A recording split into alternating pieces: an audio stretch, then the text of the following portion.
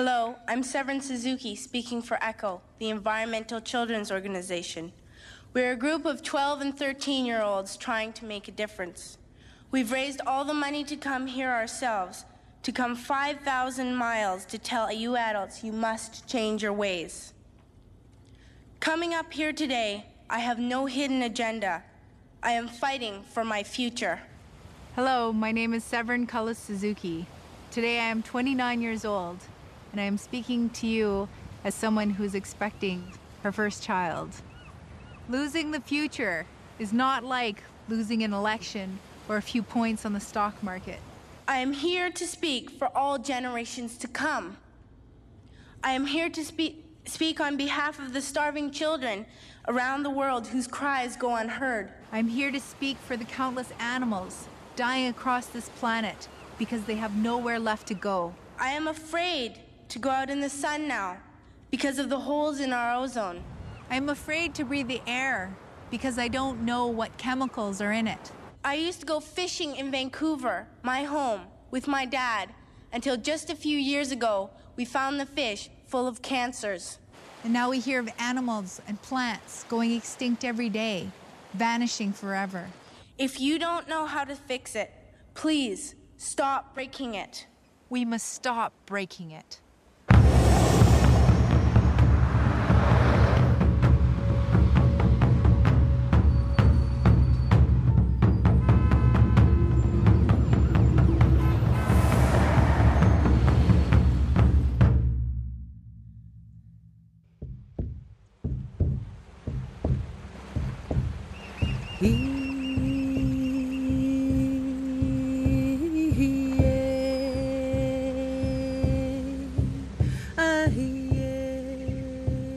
J'ai reçu en plein cœur le cri d'alarme que cette jeune fille a adressé en 1992 aux responsables de notre planète.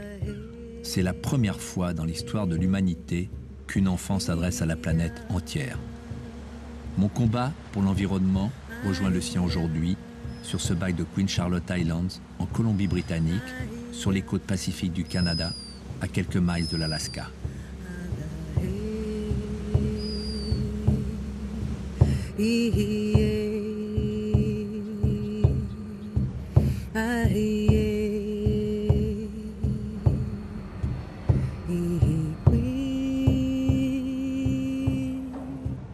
Severn est marié à un Indien Haïda, peuple implanté depuis 10 000 ans dans les îles d'Haïda-Gwaii, appelées aujourd'hui Queen Charlotte Islands.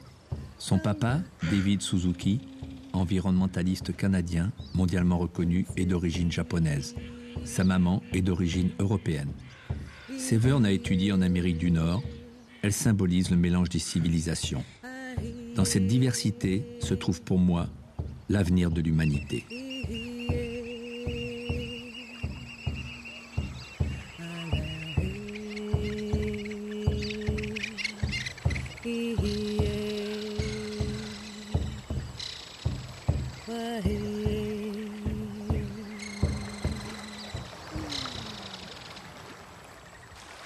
Everybody asks me, what has changed since the 1992 Earth Summit in Rio de Janeiro?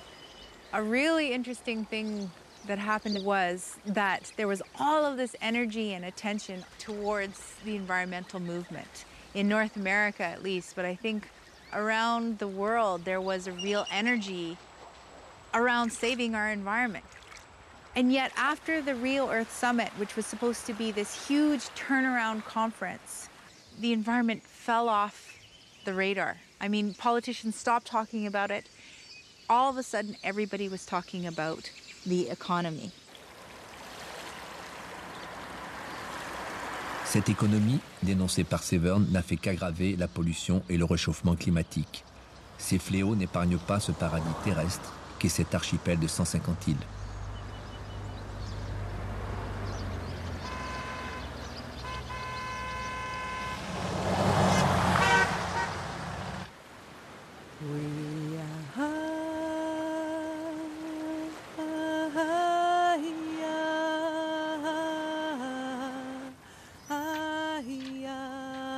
Les îles de Queen Charlotte sont aujourd'hui touchées dans leur économie.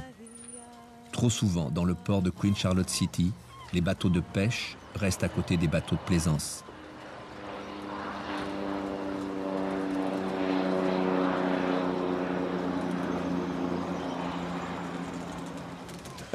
That's massive when you look at it this way. But you have to hold the rod with it, Seb. Okay. Wow.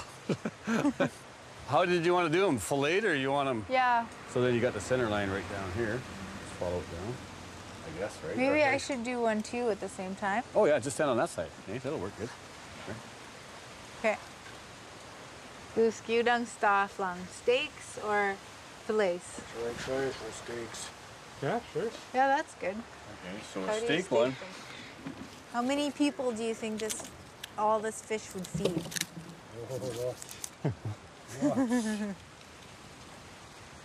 That would be interesting to calculate. Let's see. 1, 2, 3, 4, 5, 6. So that one chunk probably do about 8 people. Yeah, that'd be more.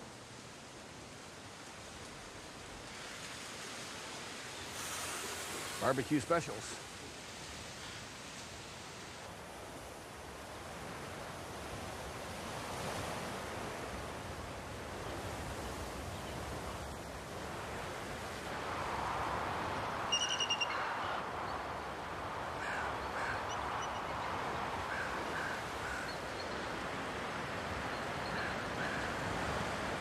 Donner les restes de la pêche aux aigles et aux corbeaux est un geste écologique, mais aussi culturel. Car ces oiseaux, dans la civilisation Haïda, sont les emblèmes de 2 clans. Severn appartient au clan des corbeaux, son mari au clan des aigles.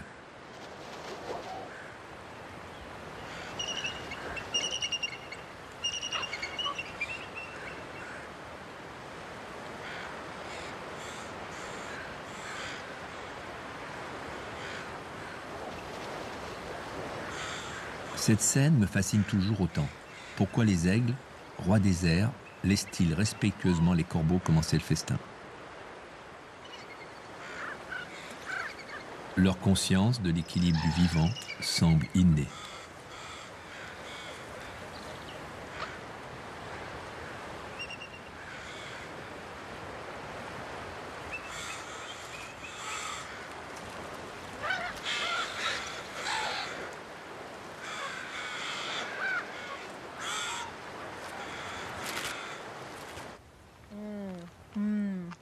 Where do you get it? Out at the island. At Indian Head or? Yeah, Indian Head. And how did you know where to get it? Well, you could see it in the water. You'd see the white where the herring eggs spawn, where the herring laid eggs. And you could see the eggs on the kelp. It looks white in the bottom of the water. So you just saw it and you thought, oh, there's kelp out there. Maybe there's a spawn. Yeah. Cool. Tomorrow it'll be dry by tomorrow afternoon. So when was it the best? Like just out at Sky-Ass? When was the height of the? The height? Well, about 30, 40 years ago. There used to be lots. Used to be more kelp them days too. Now even the kelp's getting dried up. Oh, how about for telling me about this?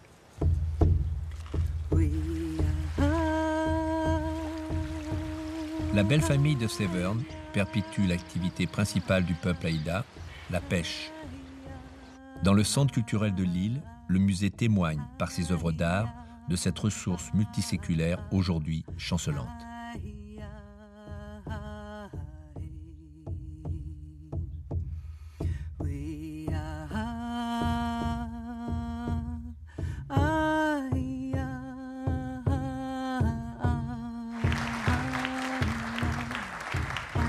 Ganga, kills like banga, I stachulang koyasis, kilkalkaya hanudiki kaga, Di u kariska ki goaga.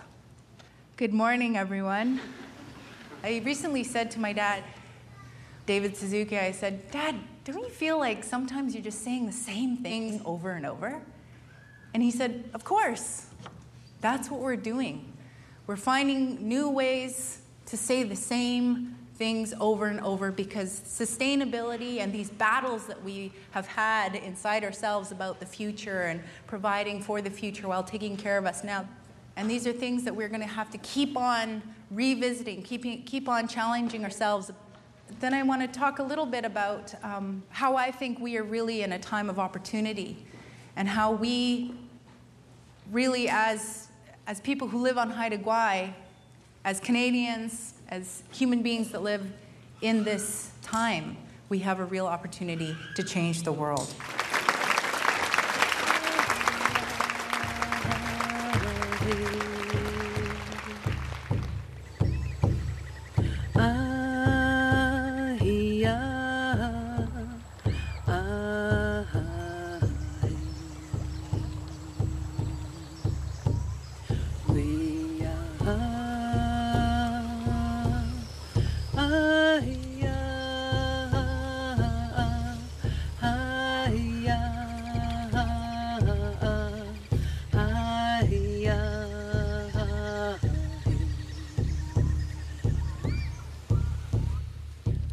For people in my generation and people who have grown up aware, like myself, there's even a question of whether or not to even have children.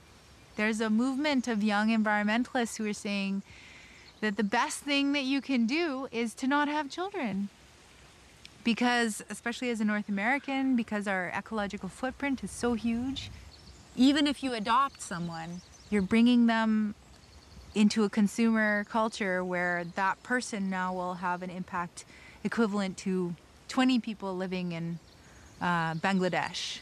So essentially, it's the developed countries that are having the population problem because we are the ones consuming the world's resources.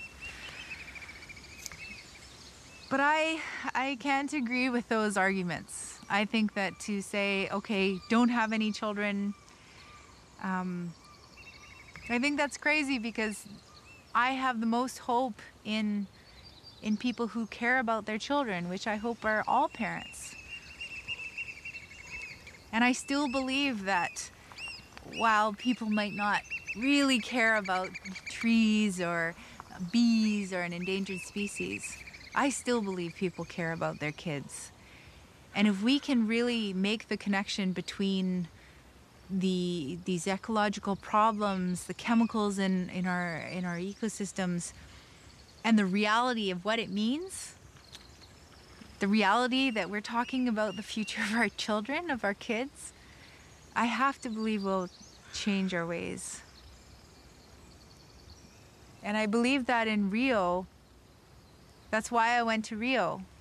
Because as a child, I was appealing, saying, My dad always says, you are what you do, not what you say. Well, what you do makes me cry at night. You grown-ups say you love us. You guys said you loved us. And I'm still saying the same thing now. And it's so much longer, and I'm an adult, but I'm saying the same thing.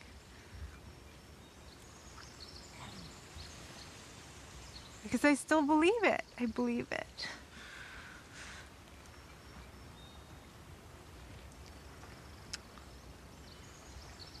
So I still have a lot of hope.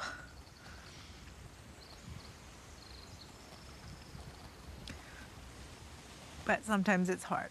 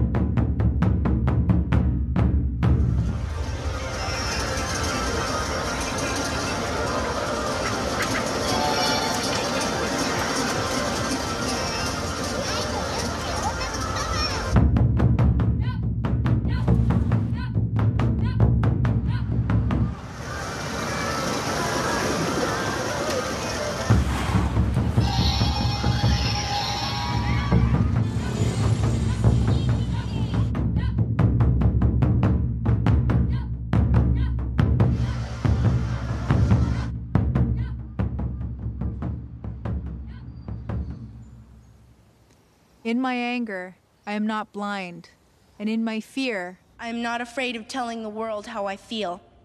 In my country, we make so much waste. We buy and throw away. And yet northern countries will not share with the needy. Even when we have more than enough, we are afraid to share. We are afraid to let go of some of our wealth.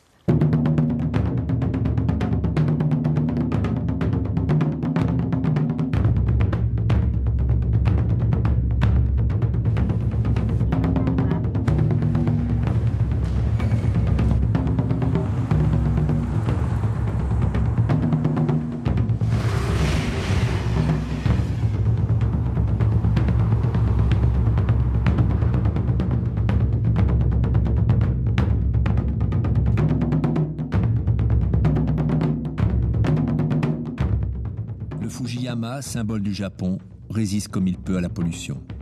Comme le Canada et la France, le Japon est un pays emblématique de son continent. Ces trois pays ont élaboré une grande partie de leur économie en détruisant leurs richesses naturelles. Ils se doivent de changer radicalement. Ainsi, le nouveau Premier ministre, M. Hatoyama, a décidé de ne plus donner la primauté au béton, mais à l'homme.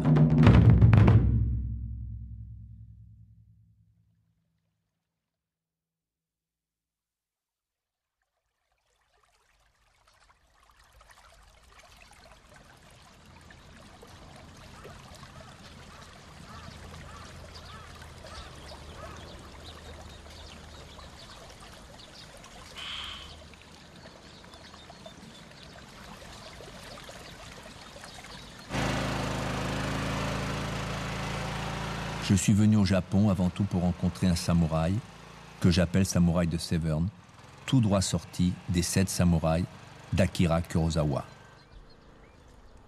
C'est un protecteur de la biodiversité. Il s'appelle Takao Furuno et symbolise pour moi l'agriculteur de ce siècle. Il cultive l'aliment le plus consommé sur Terre, le riz, et ce, selon une méthode naturelle de plus de 3000 ans qu'il a su adapter aujourd'hui de façon parfaitement productive. ただ、よく全体的に、それについて考えた時有機農業をやるということは、人間が地球と共存していくためには大切なことじゃないかなと思っています。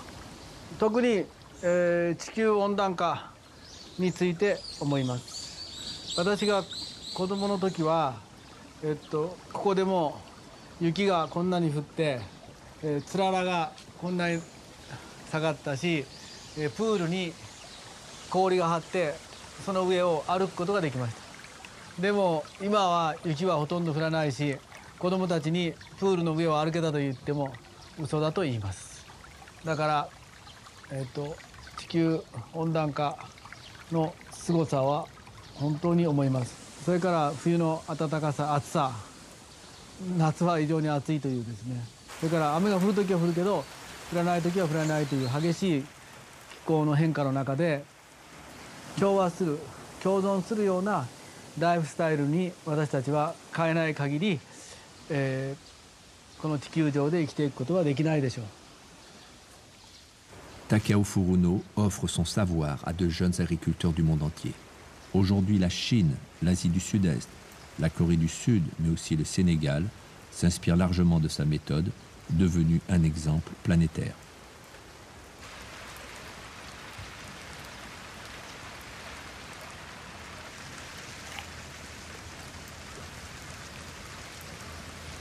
정군, 도전 토마토 美味しいよ。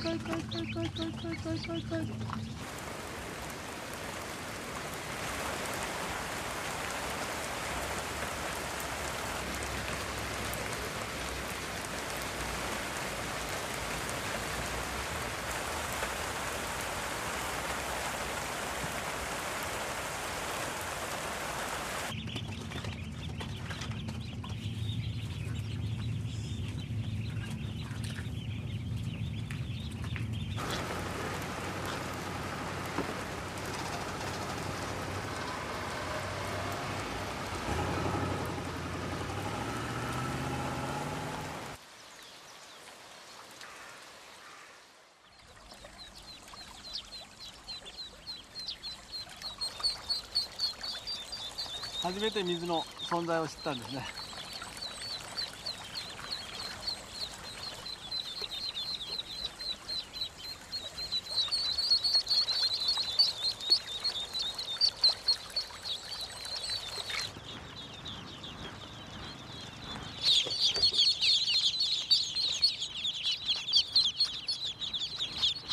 こうして、23時間か1日狭いとこで、体に油を塗ることを覚えさせます。そして、午後これを開けて全体を泳がせます。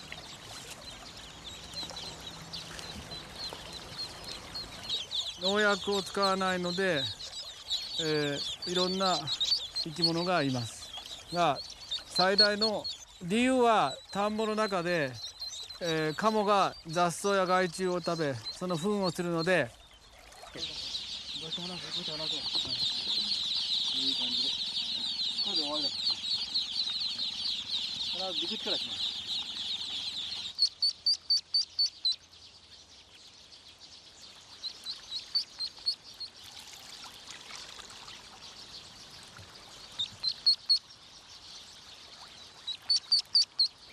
そして田んぼの中に土壌を入れるとまたいろんな生物が増えてきます。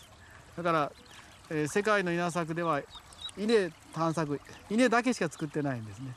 しかし私は稲作と畜産と水産をするということをしてますので、それを3つをするといろんな生物が増えてきます。これは田んぼのバイオダイバーシティと同時に田んぼの多様な生産力です。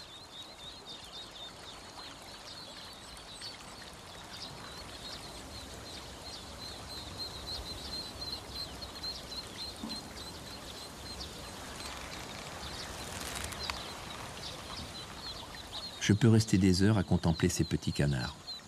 Mais ici, le spectacle prend un autre sens. Les canetons remplacent plus qu'avantageusement les engrais chimiques et les pesticides.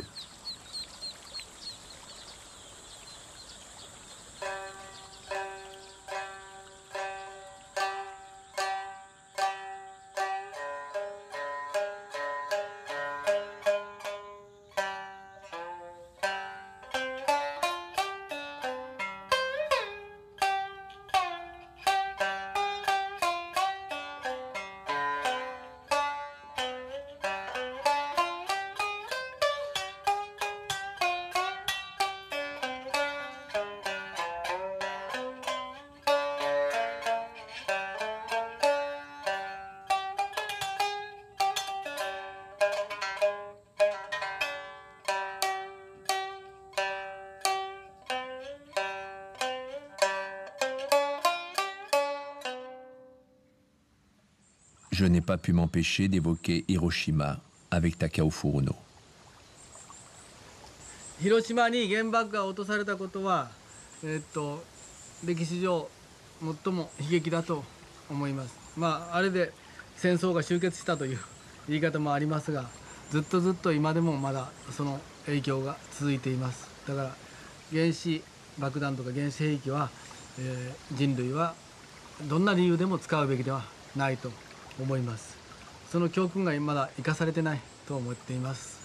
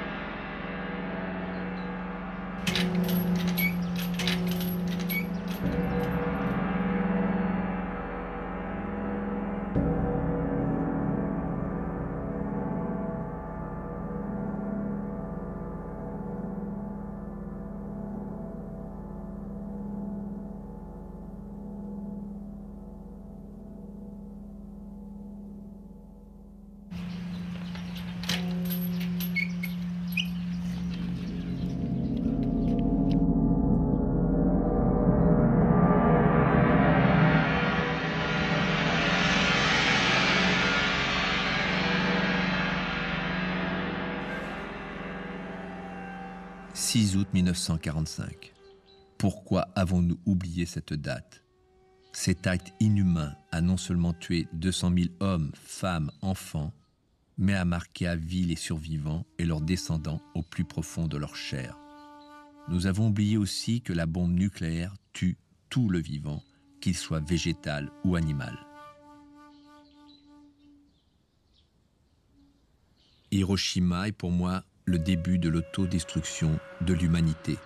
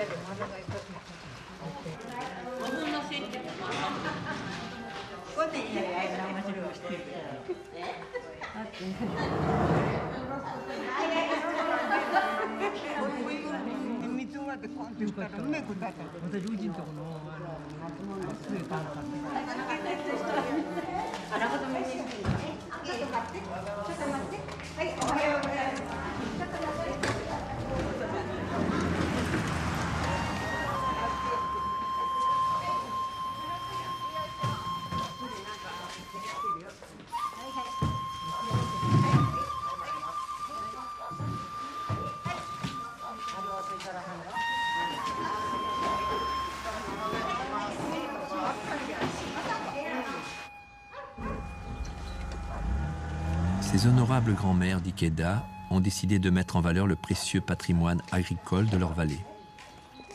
Aujourd'hui, elles remplacent leurs enfants, partis gonfler les mégalopoles japonaises.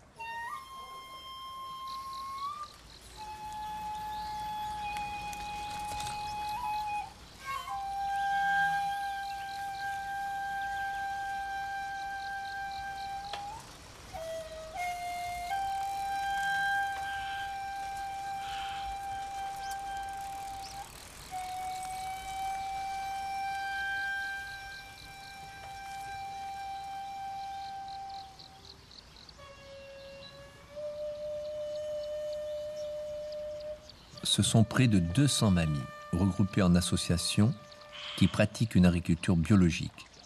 Elles transmettent aussi leur précieux savoir aux enfants d'Ikeda.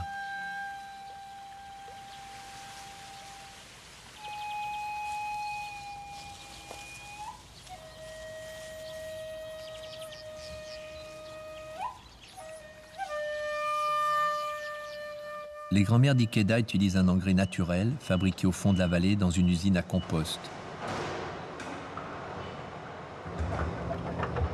Ce compost est élaboré à partir des déchets végétaux de la vallée et des bousses de vache. Ces animaux sont nourris avec du foin et des compléments alimentaires provenant de Chine. 表山来したんやけど子供が今走ってるのすまんなこんなやってほんでこれまで待ってって言ってるあこれはあそうか清志郎さんでこう行くんけこうほやほやずっとそこへ又部さんの前からはいはいそうです柿見たことないようなってるの甘柿でね食べてる珍しいのどこのやつ柿又部さんじゃないのこれ又部さんの場又部さん女の子もいるのこんだけ子供が身体障害者かしら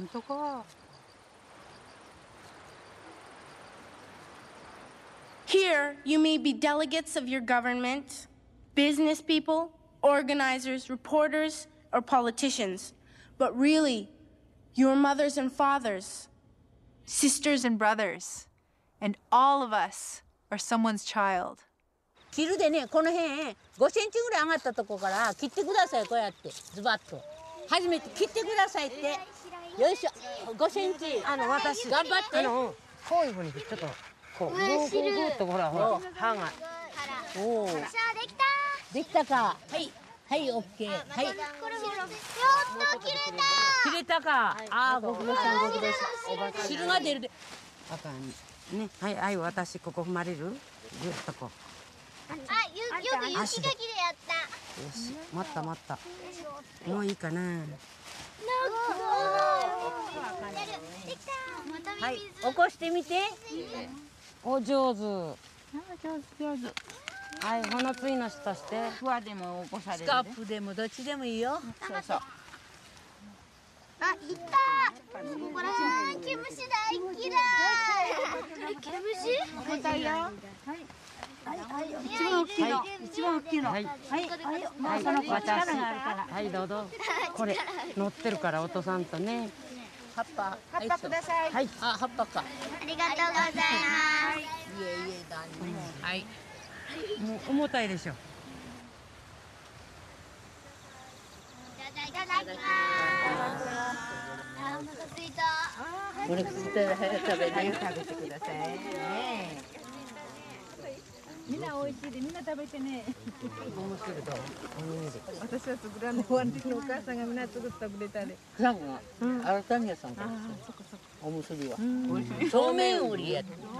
そうめん売り。赤飯、うずらの卵じゃない。わからんけど。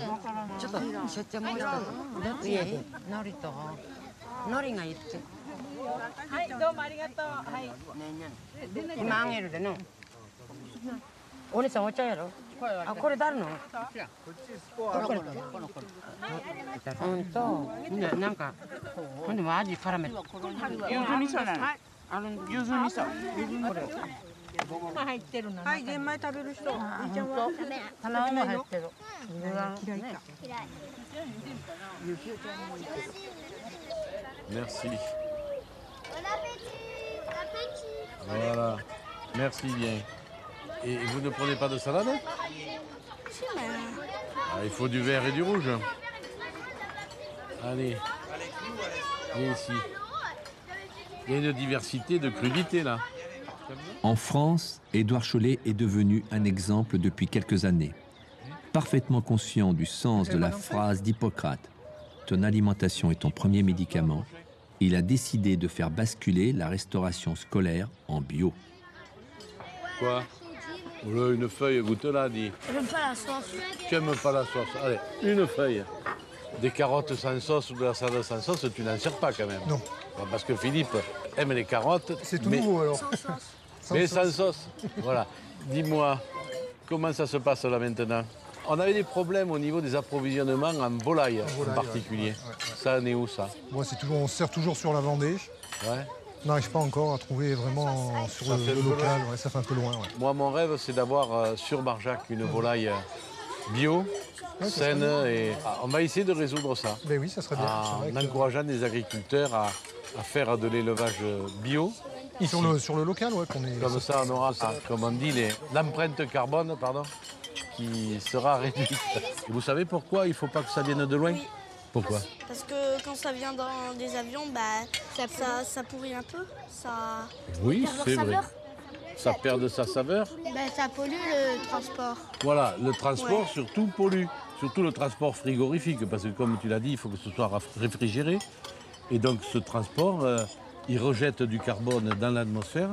Et justement, si on se met au bio, c'est pour que l'agriculture cesse de rejeter un maximum dans l'atmosphère. Donc voilà pourquoi on veut des alimentations de proximité, des produits qui ne viennent pas de trop loin. Et c'est ça qui est difficile. Bon, qui est-ce qui veut des fruits d'or? Vous savez le nom de ce fruit d'or? Oui. L'abricot. Est-ce que ça vient de loin, ça, à votre avis? Non. Non, hein. C'est un fruit d'ici? C'est un fruit de saison?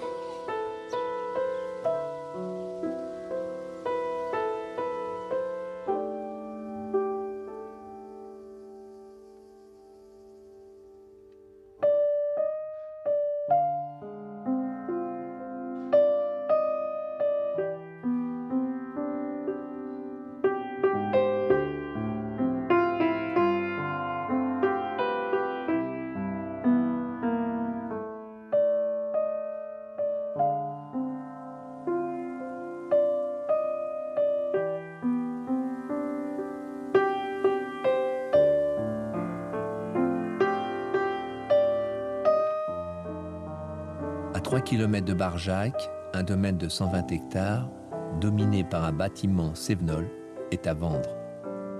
Édouard Chollet a décidé de se battre contre les spéculateurs afin d'y installer une agriculture respectueuse de la biodiversité. Suite à des réflexions, nous nous sommes dit, il y a là une opportunité pour faire en sorte que ces 120 hectares aillent à l'agriculture bio.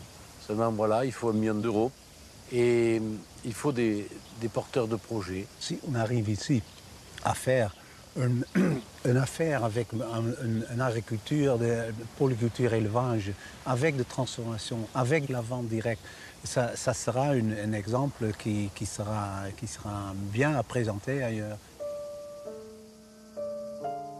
Terre de Liens est un outil d'investissement solidaire créé avec l'aide de la NEF, coopérative bancaire et des magasins Biocoop. Terre de Liens aide les agriculteurs à s'installer en leur enlevant le poids du foncier.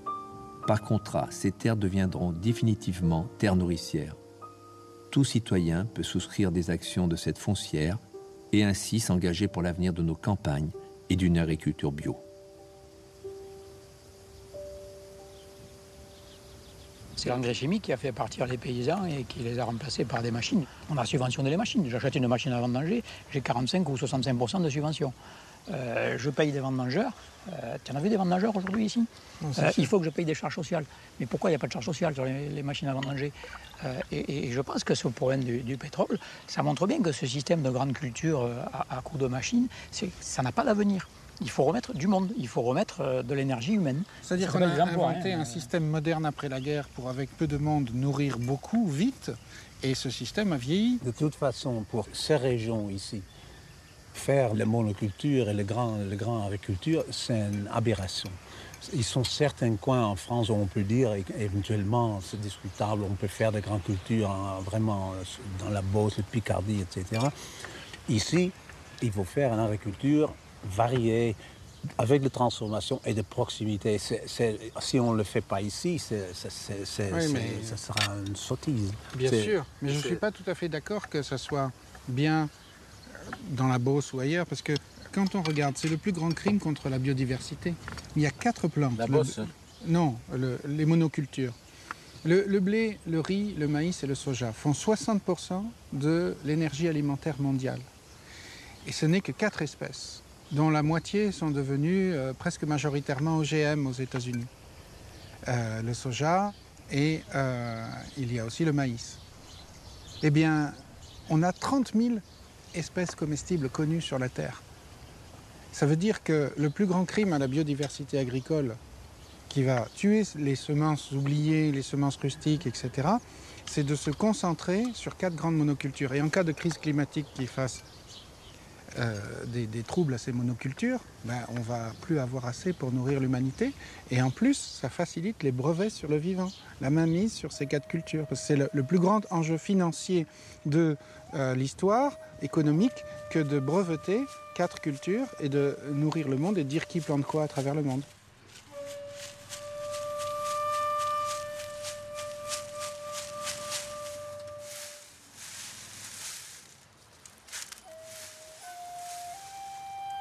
Si on veut se passer d'engrais chimiques, il faut replanter chaque année une partie de sa récolte pour. C'est le seul moyen d'adapter une semence à un territoire, à un climat.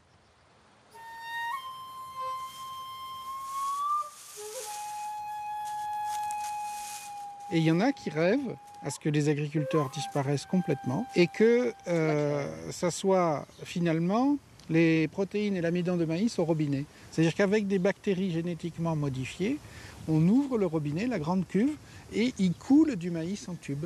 Et que ce soit l'agriculture de demain, avec tout ça qui est breveté. Et alors à ce moment-là, le pouvoir sera concentré en très peu de mains. Et donc la désertification de l'agriculture, c'est quelque chose qui peut aller à la mort d'une certaine agriculture aujourd'hui. Ça, c'est joli, ça. Pas mal. Oh là. On dit des bêtises, ça décoiffe. Quel vent, quel vin. Il n'y a pas que les paroles qui s'envolent, hein. Il y a aussi les chapeaux. Ah, mais en plein soleil, je préfère. C'est du poulet qui vient des Landes, là. Qu'est-ce qu'il a mangé? Il a mangé du maïs. Bio. Ah, sinon, ce ne serait pas un poulet bio. Voilà. l'ambition de la municipalité, c'est d'avoir du poulet produit ici, de façon bio. Et le domaine de la Grange des Prés peut nous y aider. La chair est beaucoup plus ferme, hein, beaucoup plus goûtue que... Moi, c'est un poulet un peu résistant. J'ai toujours eu un faible pour la résistance. On a besoin de manger moins de viande, donc il vaut mieux qu'elle soit meilleure quand on en mange. Si on supprime 2 ou 3 repas de viande par semaine, on arrive à nourrir 9 milliards d'humains sur Terre. D'ailleurs, le cancer du sein et le cancer de l'intestin, dans plus de 30 pays, sont liés à la consommation en graisse animale. Moi, je pense que c'est parce que les graisses animales concentrent beaucoup tous ces pesticides, ces résidus de plastique, les PCB, les fils électriques et tout ça. On a jeté par centaines de millions de tonnes dans l'écosystème ces résidus de lubrifiants comme les PCB qui sont dans le Rhône, là. Et ces produits, ils sont de nouveau dans la nourriture et ils sont encore dans l'agriculture intensive. Donc vouloir réimplanter des paysans ici, à la Grange des Prés, c'est un acte humanitaire. C'est une contre-offensive. C'est un acte humanitaire. Absolument, c'est ce que je disais. Ce qui fait la richesse et la beauté du monde, c'est la biodiversité. Et jamais dans l'histoire de l'humanité, on n'avait atteint une telle crise. C'est-à-dire qu'on a 20 à 30% des espèces dans tous les domaines, les insectes, les poissons, même les microbes, les mammifères, les oiseaux qui disparaissent, les reptiles. Et cette crise de la biodiversité, on risque de ne pas s'en remettre parce que c'est comme si on enlevait des briques à une pyramide sans savoir où on les enlève. Et quand il y a 20 à 30% de briques qui disparaissent, eh ben c'est les espèces qui dépendent le plus des autres qui sont au sommet, comme nous, qui avons tout le temps besoin de nous nourrir du vivant pour survivre, qui disparaissent.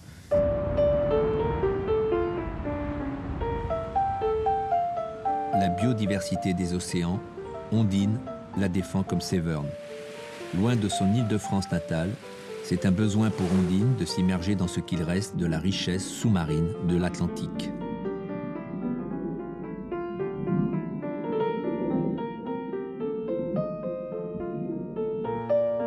Bonjour, je m'appelle Ondine, j'ai 13 ans, je suis en 4e. Il n'y a pas très longtemps, j'ai découvert les requins grâce à un magazine. Donc au départ, j'ai découvert que c'est des animaux vraiment extraordinaires, qu'en fait, c'était pas du tout des mangeurs d'hommes, contrairement à ce que je pensais, et surtout qu'ils étaient en danger à cause des hommes. Donc je me suis pris directement de passion pour ces animaux. J'ai voulu agir. Donc d'abord, j'ai créé un blog, et puis ensuite, j'ai décidé de faire des expositions. D'abord, il faut savoir que les requins, ils étaient là tout au début. La mer, c'est là où il y a eu la première forme de vie sur Terre. Donc les requins sont apparus au début. Depuis 400 millions d'années, ils sont là. Et ils ont un rôle vraiment très important dans l'équilibre des océans et dans l'écosystème. Ils sont au sommet de la chaîne alimentaire.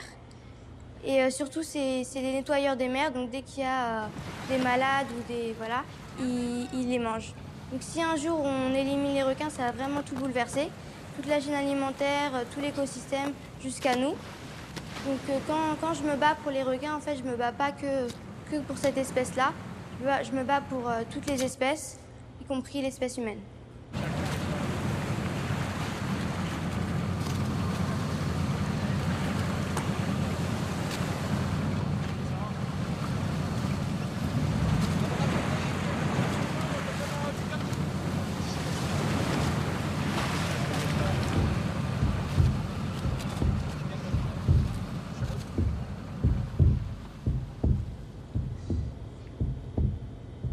Les requins, on les pêche que pour les ailerons?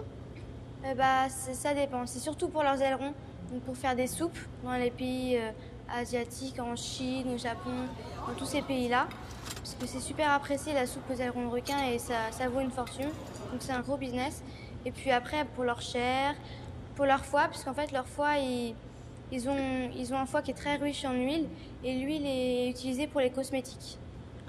Genre des shampoings, des crèmes pour la peau, des cosmétiques. Mais ils gaspillent le requin quand ils prennent comme Oui, tu as tout à fait raison. En fait, c'est exactement ça. C'est que du gaspillage. Vu qu'ils abattent le requin, ils le prennent, ils découpent l'aileron, ils prennent que ça et puis ils le rejettent à la mer. Donc le requin, forcément, il meurt et puis au final, ils ont pris que l'aileron. C'est vraiment que du gaspillage.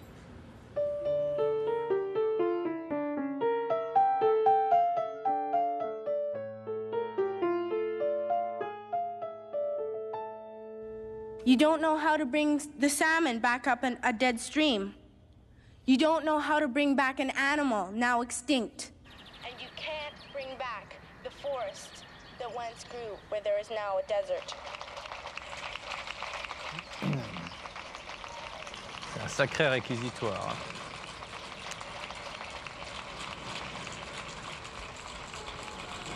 Et en même temps, qu'est-ce qui s'est passé depuis, quoi? Malheureusement, le contexte rend encore plus ce discours pertinent. Ce qui est désespérant, c'est qu'il faut qu'une jeune fille avec une telle sensibilité, un tel charisme, une telle maturité, que ce soit elle qui arrive à toucher au cœur les intervenants sur des choses qui sont pourtant tellement évidentes, tellement essentielles, tellement prioritaires. Do not forget why you are attending these conferences, who you're doing this for. We are your own children. You are deciding what kind of a world we are growing up in. Tu as vu le discours de Severn Suzuki lors du sommet de Rio? Qu'est-ce que tu en penses? Tu te reconnais un peu en elle? Déjà, je trouve ça génial qu'une fille de son âge fasse ce discours devant plein de chefs d'État du monde. Je trouve ça très courageux et j'ai l'impression qu'elle met toute sa patate dans ce qu'elle dit. Vraiment que c'est vraiment ce qu'elle pense et qu'elle met toute son énergie pour faire comprendre aux autres que c'est important. Que même à cette époque-là, je pense qu'il n'y avait pas beaucoup de gens qui s'intéressaient à la nature. Le message, tu vois, qu'il faut faire passer à travers les requins, c'est que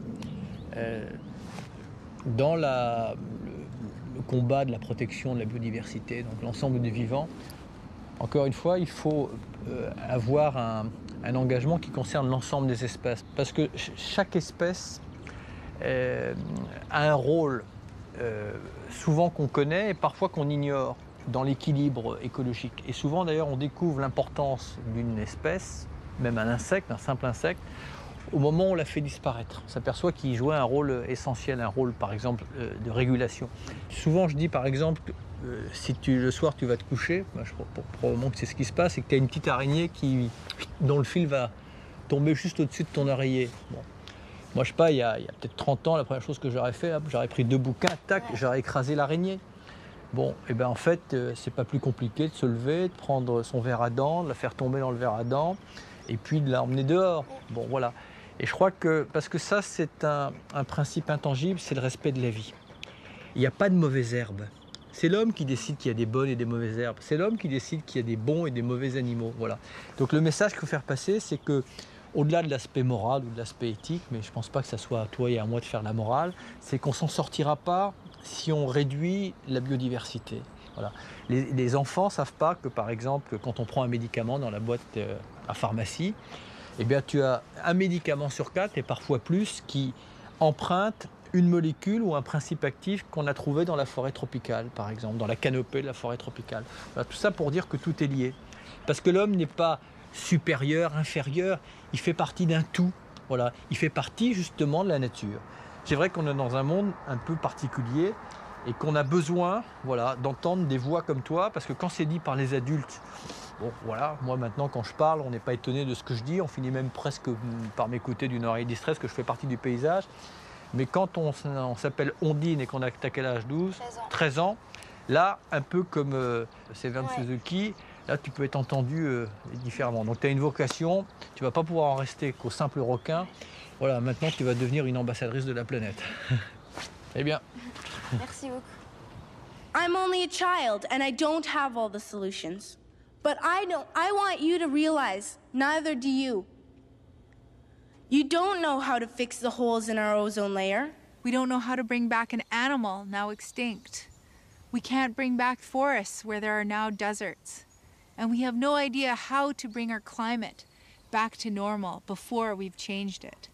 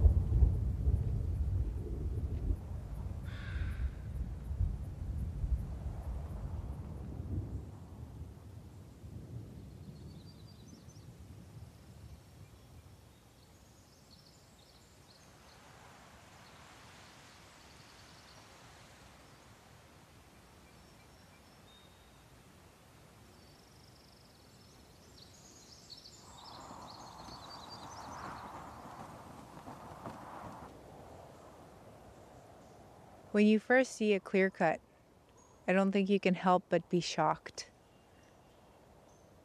There's just something about it that seems not to make sense.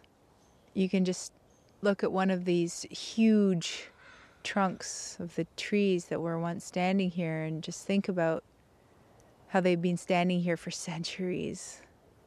And then think about how quickly this forest right here was cut down. It's just absolutely mind-boggling.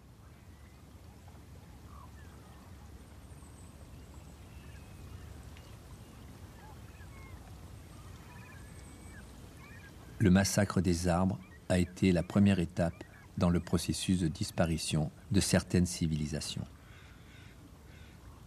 Par pudeur, Severn n'évoque pas la lutte que sa belle-mère, Diana Brown, et les Indiens Haïda ont menée il y a plus de 20 ans contre ces coupes anarchiques et dévastatrices qui faisaient de ces îles le paradis des saumons. On our beaches up and down the coast, now you can see countless logs that have washed up on shore, and this is a relatively new phenomenon because these are trees that have gotten loose from the log barges, the rafts of logs that are on the ocean after a logging operation. Of course, humans need resources to survive, and that's pretty obvious, but I think we really have to look at our waste as well as our consumption and how efficient our use of our precious resources are. And right here is a perfect example of the current economic reality that forces us to be non-renewable, that forces us to be wasteful, that forces us to be completely inefficient in our use of our resources. Our current economy is a form of intergenerational injustice. And by intergenerational injustice, I mean crimes against future generations, crimes against current generations.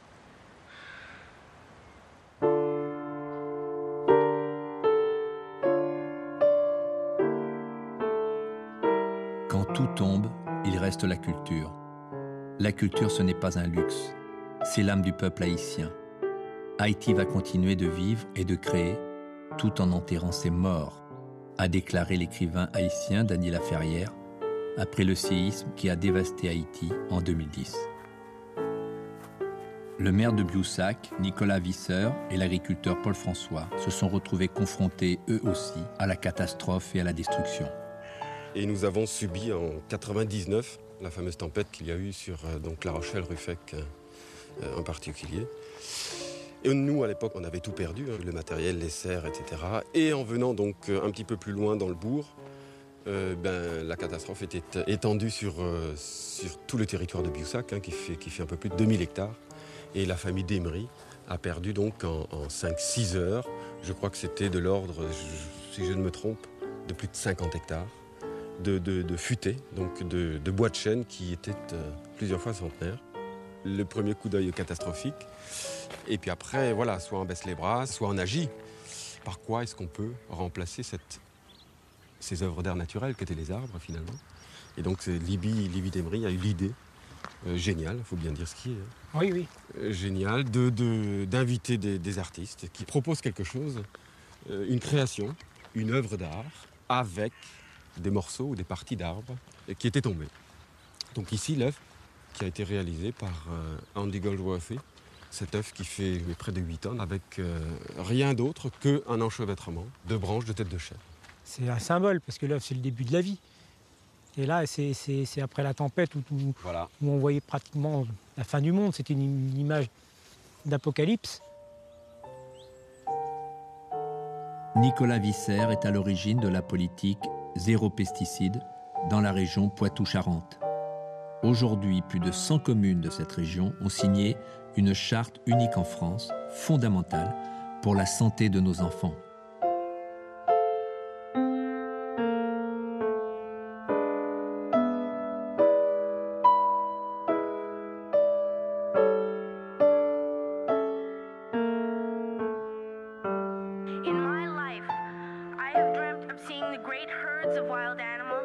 Jungles and rainforests full of birds and butterflies. But now will even exist for my children to see. Did you have to worry of these things when you were my age? All this is happening before our eyes, and yet we act as if we have all the time we want and all the solutions. Ce qui me gêne et qui fait que je suis mal dans ma peau à 45 ans, c'est que, entre-temps, on n'a rien fait. La planète, elle a continué à se dégrader à cause de plein d'égoïsme de nous tous. Est-ce qu'aujourd'hui, ça va changer? Je ne sais pas, mais il y a urgence, quoi. Il y a péril dans la demeure, et c'est nous qui sommes coupables de tout ça. Et là, quand je l'écoute, je me sens très très mal dans ma peau, parce que mes enfants ont l'âge de cette fille, et elles pourraient avoir exactement le même discours aujourd'hui. Qu'est-ce qu'on fait pour eux? Qu'est-ce qu'on va leur laisser? Je ne sais pas. Je ne sais pas.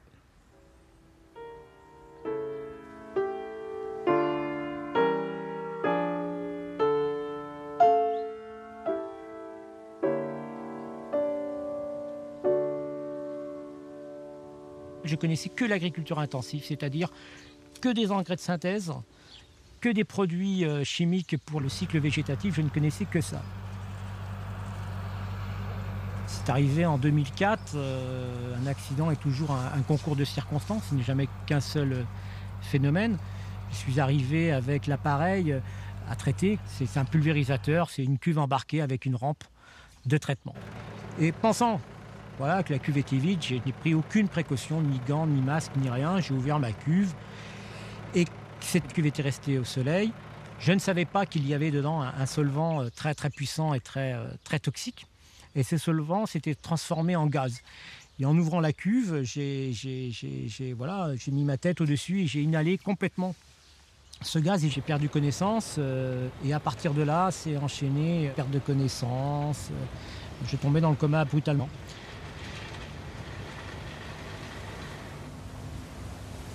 La maladie a précipité Paul François dans la solitude. Mais très vite, il a décidé de se battre en contraignant la mutuelle sociale agricole à reconnaître sa maladie comme maladie professionnelle. Il attaque en justice Monsanto, le fabricant de pesticides avec lequel il s'est empoisonné.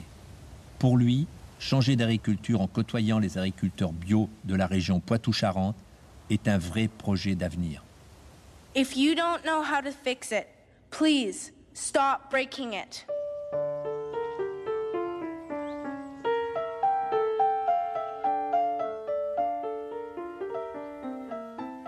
Là, on est à Biossac, une toute petite commune de Charente, et ça fait effectivement 2 ans que nous avons donc décidé de ne plus utiliser de pesticides du tout, puisqu'il est dans l'absolu assez facile de critiquer effectivement le paysan, le gros agriculteur avec ses immenses pulvérisateurs. Ce que j'ai chez moi.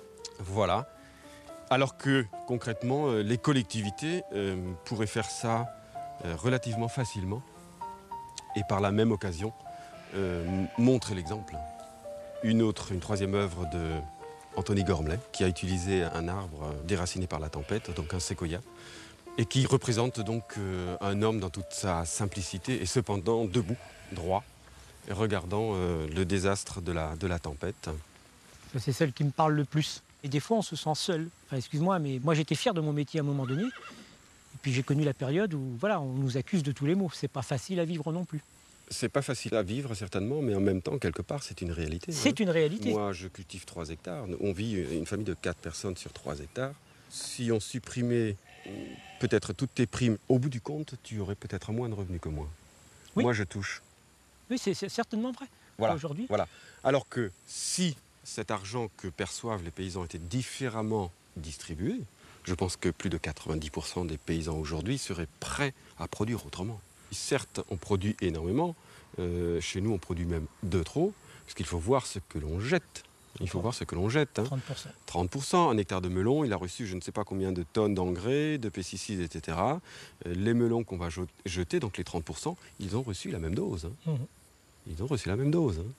Donc, n'empêche que pour la personne qui a vendu les engrais, les phytos, c'était tout bénef. Tout à fait. Ce que je suis sûr, c'est qu'on ne pourra pas nourrir la planète avec l'agriculture intensive. Ça, j'en suis persuadé. Il y a un moment donné, il faut sortir du discours et puis il faut y aller, quoi.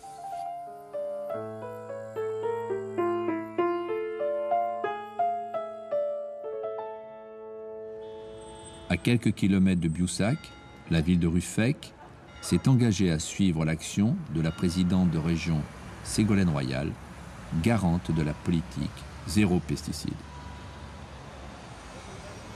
Une mariée n'est jamais à l'heure, donc elle est pas prête. On va l'attendre. Ouais, donc je disais, la Charente, c'est vraiment coupé en deux. Il y a une partie, moi, les plaines du Villefagnanet, là, j'aime pas du tout. C'est plat, ils ont arraché toutes les haies, et ainsi de suite.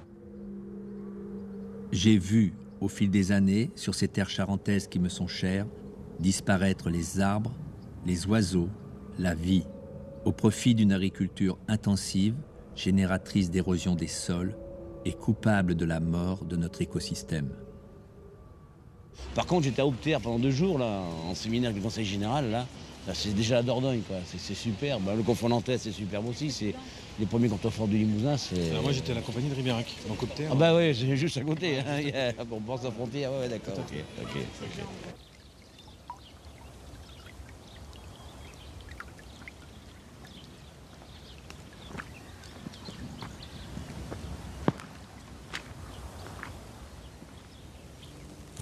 Il a dû pleuvoir 10 mm. C'est pas grand-chose. Et pourtant, ça se débrouille pas mal.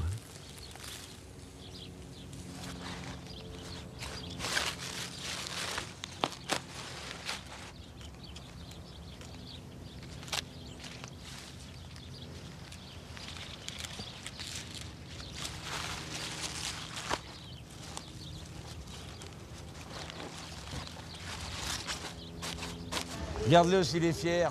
Bon, il n'y a de quoi. J'aurais pas connu, j'aurais pris pour la mariée. Ben, j'hésitais à prendre la robe, une robe comme la même couleur de la mariée, mais je n'ai pas osé. Ouais. Oh, il y a de la ressemblance étrange avec la maman, non? Bonjour.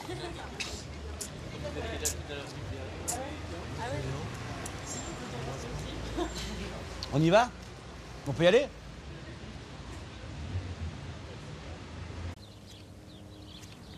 Voilà.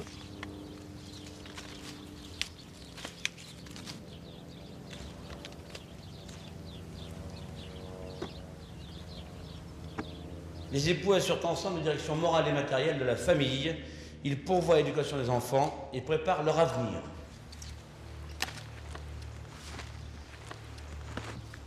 Et enfin, ce dernier article qui a trait particulièrement à l'autorité parentale, qui est un ensemble de droits et de devoirs ayant pour finalité l'intérêt de l'enfant. Elle appartient au père et mère jusqu'à la majorité ou l'émancipation de l'enfant pour le protéger dans sa sécurité, sa santé et sa moralité, pour assurer son éducation et permettre son développement dans le respect dû à sa personne, bien évidemment. Au nom de la loi, donc, je vous déclare unis par le mariage. Bonjour. Prends boulot. Plus de tomates dans le jardin? C'est fini? Qu'est-ce qui prend la monnaie? Ouais. Merci. Et Nicolas, les terres qui sont actuellement cultivées, pour les ramener en terrain bio, il faut combien de temps? 3 ans? 3 ans. Ça va? 3 ans. Ah ben oui, 3, Eh ben, oui, Histoire de mer. C'est un colloque de mer. Nous sommes au complet. Ça va? Et en plus sur l'environnement. Sur l'environnement. Parce que là aussi, il faudrait trouver un système d'aide pour ramener les agriculteurs à faire du bio. Je les mets de côté. Voilà. Très bien. Bon alors Verteuil, puisqu'on parle des pesticides dans les communes, quand est-ce que Verteuil va se décider? Tout l'été, j'en ai entendu parler. Eh ben, au mois de... Tu la signes? On a pris la délibération. D'accord, la délibération est prise. Pour revenir un petit peu à la charte et puis aux engagements des communes vers le non-pesticide, voilà, on a des discussions, on y va, à quelle vitesse on y va, etc. N'empêche qu'aujourd'hui, quand on regarde quand même les choses en face, ce qui me surprend encore toujours aujourd'hui, c'est qu'effectivement, on accepte, même dans les formations, on informe les gens de la dangerosité, on leur explique qu'il faut mettre un masque, qu'il faut mettre des gants, qu'il faut mettre une combinaison, et on accepte ça. Donc pourquoi ne pas passer directement sans pesticides comme ça? Effectivement, purée, c'est vachement dangereux, à la vue de tout ce qu'il faut mettre pour se protéger. Et pourquoi on ne va pas tout de suite à zéro? On essaye, quoi. Dans nos collectivités, les terrains de jeu, les terrains de foot, les cours d'école. Aujourd'hui, on doit avoir 35 hectares d'espace vert. au niveau de la ville. Aujourd'hui, on traite 10 hectares à la binette, là. On pense pour des cinglés, mais il faut bien l'expliquer, quoi. Non, puis tu sais, les gens à ces réunions de quartier, là, évoluent quand même parce qu'ils disent... Oui, ben, ils comprennent que quand il pleut beaucoup, le pesticide roule dans le caniveau l'emmène dans le réseau de pluvial et ainsi de suite. Il y a un cheminement qui se fait. Et ils ont conscience que c'est un réel danger aujourd'hui. Mais moi, je persiste quand même en disant pour les collectivités, pour les communes aujourd'hui, ce n'est pas si difficile que ça. On a tellement pris de mauvaises habitudes, on peut le dire aujourd'hui, lui m'énerve. On a tellement pris de mauvaises habitudes qu'avant de redresser le tir, il va falloir quand même en dire et en faire. Hein. C'est à l'époque venant de Strasbourg, à l'époque j'avais dit à Biussac, si Strasbourg peut le faire, Biussac aussi. C'est un colloque de maire.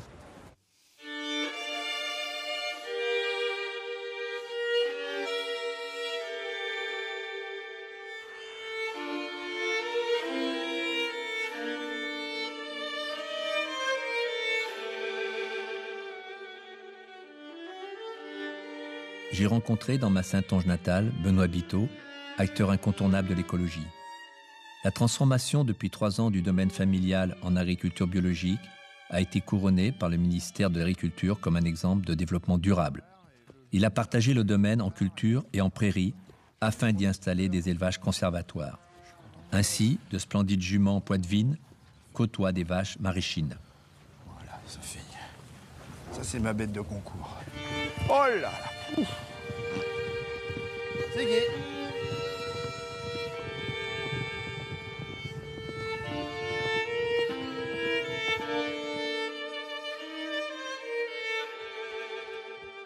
Ces juments, accouplés au légendaire baudet du Poitou, génèrent des mulets costauds.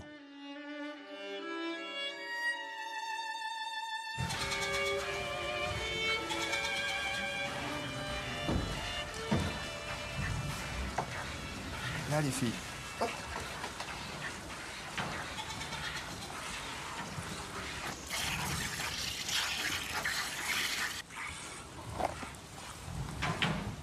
J'ai une machine à traire, hein, mais effectivement, à la machine, tu vas beaucoup plus vite à traire. Mais par contre, tu passes beaucoup de temps à nettoyer. Donc j'ai préféré, on a préféré, vu que on travaille à 2 et puis qu'il y a Isaline, l'apprenti, quand il y a un peu de main-d'œuvre, c'est plutôt un moment agréable, la traite. Donc on préfère passer du temps avec les chefs plutôt que du temps à laver la machine, quoi, parce qu'on reste sur un troupeau de faible dimension, quoi. On avait fait un test de dégustation à l'aveugle de fromage de chèvre, où on avait plusieurs types de fromages, donc issus de Sanène, d'Alpine et de Poitevine. Donc local, hein, c'était une dégustation locale. Et les anciens qui avaient entre 60 et 75 ans se sont tous arrêtés sur le fromage de la chèvre Poitevine en disant c'est ce fromage-là que faisaient nos grands-parents. Donc c'est la preuve qu'avec cette race, on a su préserver, y compris dans le patrimoine génétique, une particularité qui a probablement disparu dans les autres grandes races, quoi.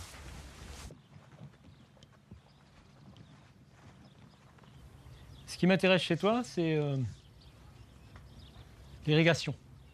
Ouais, bah oui. Alors, moi, je suis un irrigant aussi. On a les mêmes problématiques de volume d'eau. Et j'estime que de toute façon, ce n'est pas une problématique. L'eau appartient à tout le monde, elle doit être partagée, elle doit être préservée. Donc c'est vrai que moi, j'ai diminué ma surface maïs. C'est-à-dire que j'étais en monoculture de maïs. Maintenant, je suis en rotation.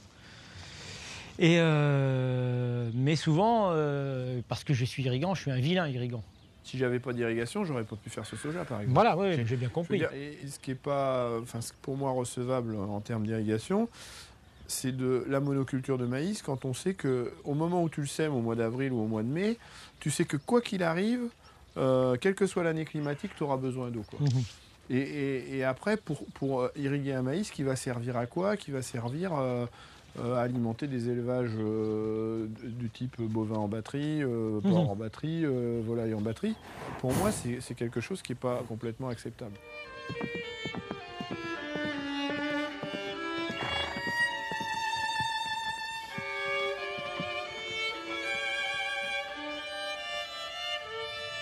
Tu les as plantés tous les combien, là? Là, ils sont plantés tous les 28 mètres, donc entre 2 lignes, tu as 28 mètres. Donc qui permettent éventuellement, c'est pour s'il y avait besoin de faire des traitements, de continuer de mécaniser les traitements. Il n'y a vraiment pas de réserve hydrique. Non, très peu, parce qu'on est sur des sols très sableux. Et l'intérêt de la plantation des arbres, justement, c'est Ça peut aussi apporter un peu de ressources en eau supplémentaires pour les cultures annuelles. En tout cas, c'est ce qu'observent les gens de l'INRA de Montpellier depuis 50 ans maintenant. Replanter des arbres est une évidence, car c'est l'acte premier et incontournable d'une agriculture durable. Là, tu travailles vraiment pour la prochaine génération. C'est clair qu'on est sur un cycle à 60-70 ans. C'est pas moi, il y a peu de chances que ce soit moi qui les coupe. Je ne sais pas si je serai encore là pour les voir tomber, mais c'est clair que c'est pas pour moi, quoi. Mais sur la partie immédiate, moi j'y trouve un intérêt agronomique. Mais c'est aussi des sites d'hébergement pour les rapaces, pour les insectes. Et puis on a là, avec ces arbres-là, des puits de carbone qui nous permettent aussi de travailler dans cette optique-là de réchauffement climatique, quoi.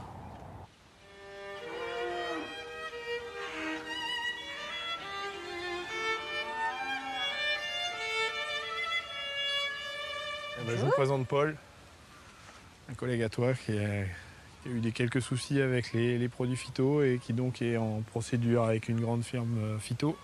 Ah oui. Et donc c'est marrant que vous puissiez vous retrouver là, dans le marais. Ben oui, tu vois, moi je viens voir mes bêtes et puis on se détendre un peu parce que ça fait du bien d'être à l'air libre, un peu d'air pur. Benoît m'a expliqué un petit peu, il y a eu de gros problèmes de santé. Ah bah oui, j'ai eu une leucémie. Les suites de cette leucémie, c'est des réactions secondaires, quoi. Voilà, j'ai une réaction à la greffe. Un rejet de greffe. Ouais. Moi, j'ai quelques séquelles, mais globalement, je suis pas trop mal, quoi. J'ai un suivi régulier. La santé est revenue. Ouais. Voilà, les fonctions immunitaires. Bon, faut que j'évite toute blessure, toute. Ça avait atteint tes fonctions immunitaires. Atteint mes fonctions immunitaires. Ouais, c'est terrible. On s'imagine pas qu'on a pu s'empoisonner, quoi. Je me demandais ce qui m'arrivait, quoi. À 37 ans, coup de massue sur la tête, hein. Quand tu te retrouves à l'hôpital et puis que tu vois les autres, première chose, c'est ils ont plus de cheveux sur la tête, puis branchés de partout avec le 3 pieds là qui se promènent dans les couloirs avec 4 ou 5 bidons de produits de chimio de toutes les couleurs. Et puis 2 jours après, ils me disent bon, de toute façon, on va vous mettre dans la chambre stérile pour 4 semaines. Mais bon, et puis après, ça n'a pas été fini.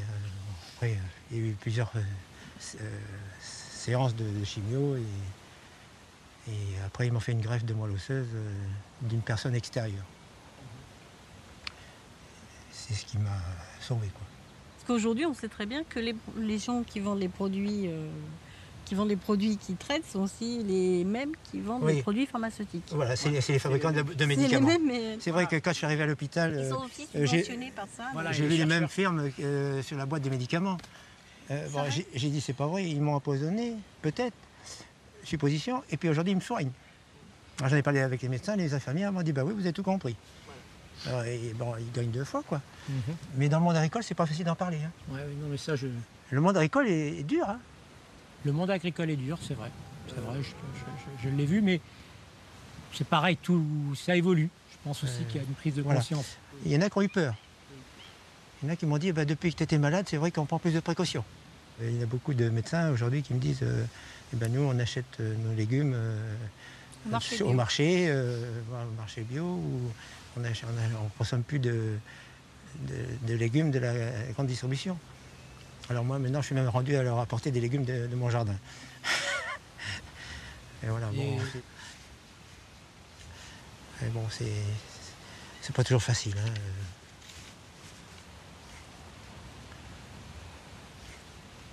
I'm afraid to breathe the air because I don't know what chemicals are in it. We are forgetting our most important work. We are the ones who are deciding what kind of a world our children are growing up in.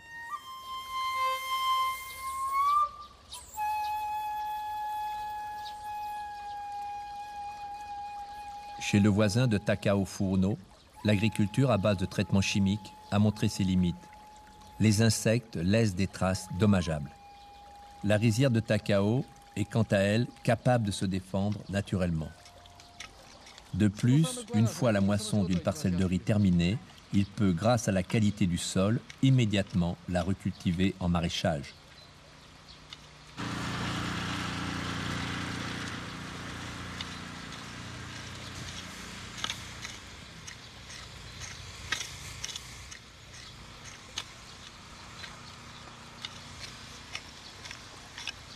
中駒さんはね、正確にこれに平行にこう当てます。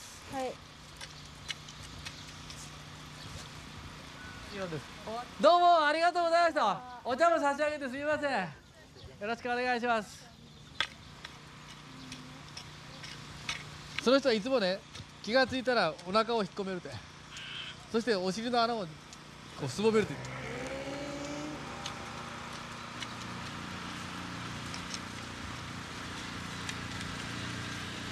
You are deciding what kind of a world we are growing up in. Parents should be able to comfort their children by saying, everything's going to be all right. It's not the end of the world, and we're doing the best we can. But I don't think you can say that to us anymore. Are we even on your list of priorities? When I hear some people talking about, oh, we must save Mother Nature or we must save the earth, I don't see it that way. I understand what they're saying, but the earth's going to survive. And isn't that what everybody wants? Just to lead a happy, healthy life? That's what we're talking about. We're talking about quality of life, we're talking about health, and ultimately we're talking about our kids. So I see it as a much more self-centered conversation, and we're simply talking about how to save ourselves.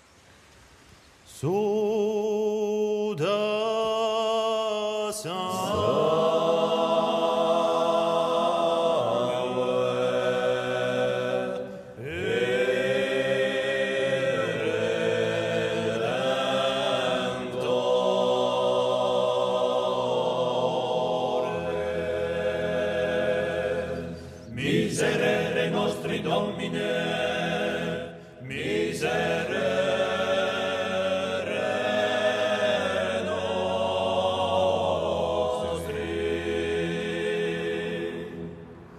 Sacre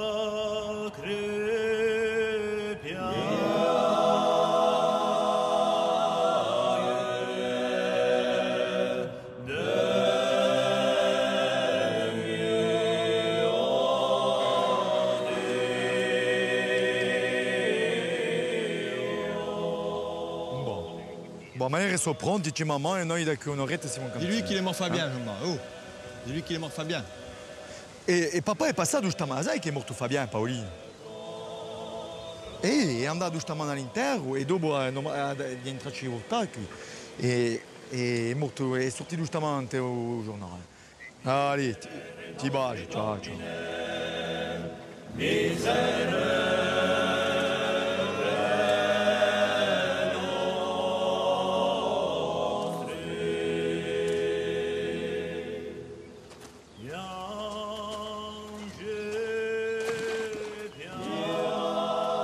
Au pied du Cap Corse, le vignoble Arena est exemplaire. Comme Takao Furuno, Antoine Arena et ses deux fils sont des samouraïs de Severn. Et plus on monte, et plus la terre est profonde. C'est quand même... Et dessous, c'est carrément humide. Là, c'est là, sur le haut, c'est qu'il y avait le plus de fossiles. En compte, il y avait trois types de calcaire même. Ah, celui-là, il est magnifique. Ah, oh là là. Regarde ça. Tu vois, il est friable. On dirait du quartz, ça. Il y avait tout un bloc. Magnifique, en dessous, c'était ça. On est à combien d'altitude, là, comme il nous avait dit? 180. 180. On la garde, c'est là, on amènera à la maison. On l'offrira.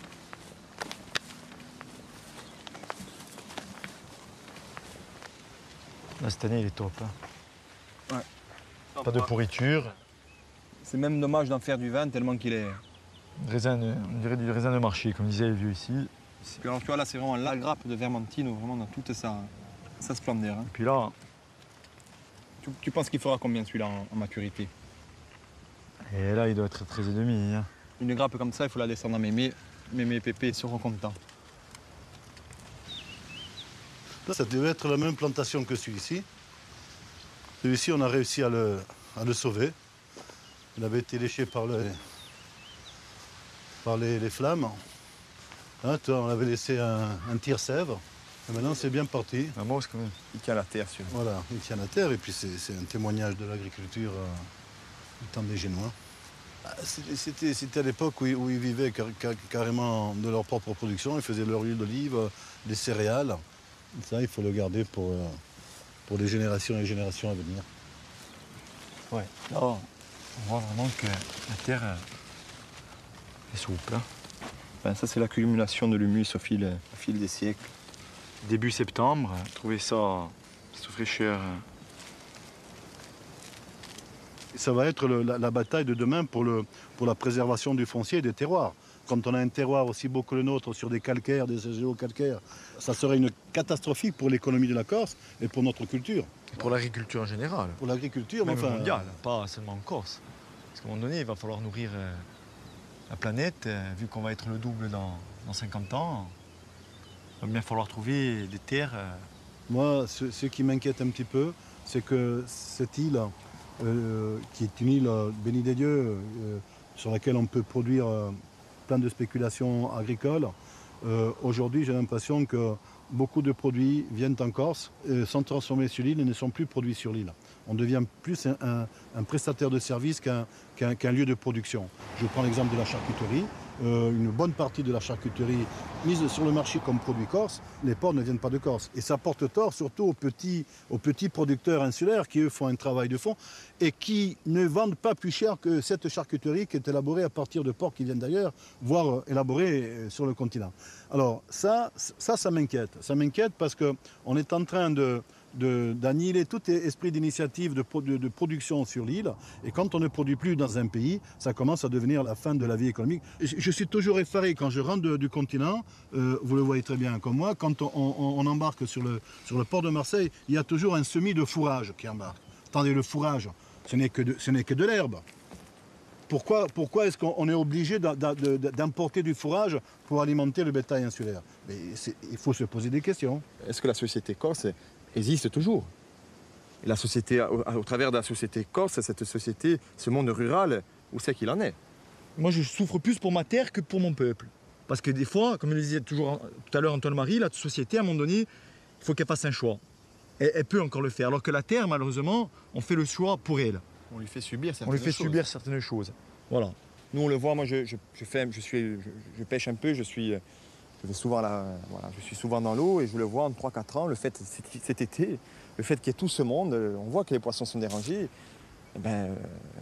Voilà, on n'a pas cet été, on n'a quasiment pas mangé de poissons, je ne suis quasiment pas allé parce que il y a cette pollution, on sent. Mais là, on parle de la Corse, voilà, on sent. Les îles méditerranéennes, mais même chez nous, ça arrive. Pourtant, on est dans le nord de l'île, une région qui est soi-disant plus préservée que le sud.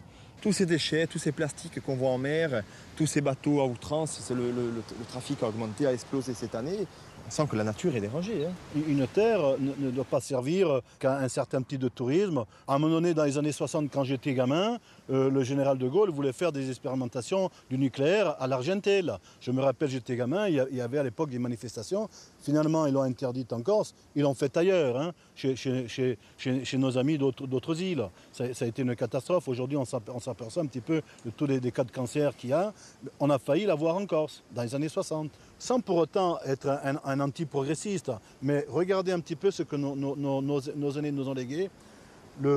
La santé de la terre qu'ils nous ont laissée, la beauté du paysage, et ils n'avaient pas les moyens techniques que nous avons aujourd'hui. Ils faisaient, comme je dis aux enfants, souvent quand un vieux faisait un fossé, vous savez, ils n'avaient pas de mini-pelle pour faire le fossé.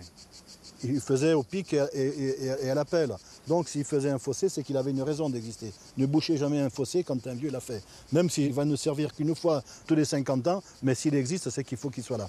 Donc moi, c'est ça que je dis. Pour connaître le type de société que l'on veut demain, il faut regarder un petit peu ce qui a été fait hier.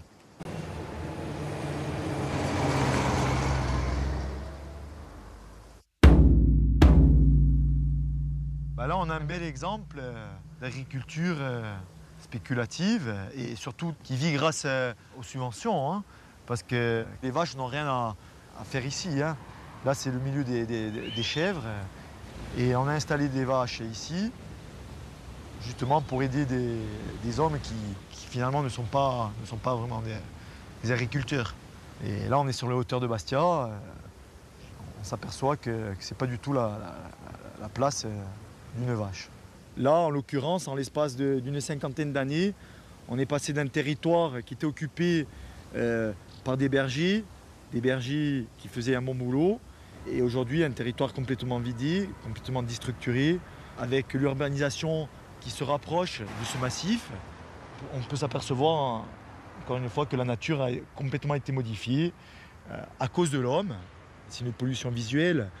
Après, il y a aussi d'autres pollutions qui, malheureusement, sont plus sournoises, plus rampantes, et peut-être plus dangereuses, mais malheureusement qui sont présentes encore dans notre sous-sol.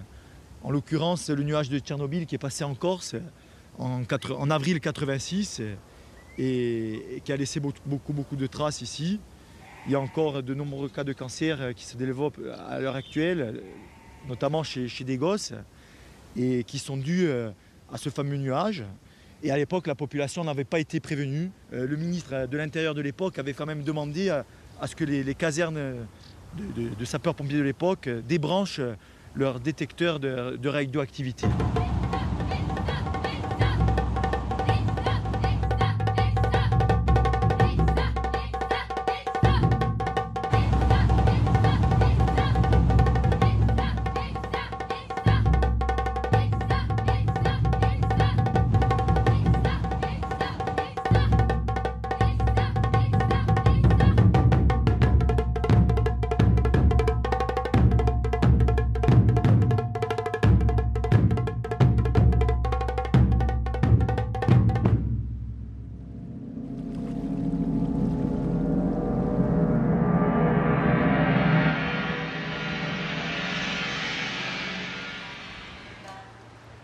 9 août 2004. Dans la centrale nucléaire de Miyama, un grave accident causé par une fuite de vapeur située dans les turbines d'un réacteur a fait 4 morts et 7 blessés. To me, it's like a pact with the devil. And I'm not to that extreme point yet where I think we need to make that pact with the devil. I'm still hopeful that people are going to make the right decisions in their daily lives and also calling their governments for genuine action on climate change so that we can avoid having to make that terrible choice. To me, the challenge of nuclear power and the challenge it poses for future generations, it's almost the ultimate in an intergenerational crime, really, because we don't know how people will have to deal with that in the future.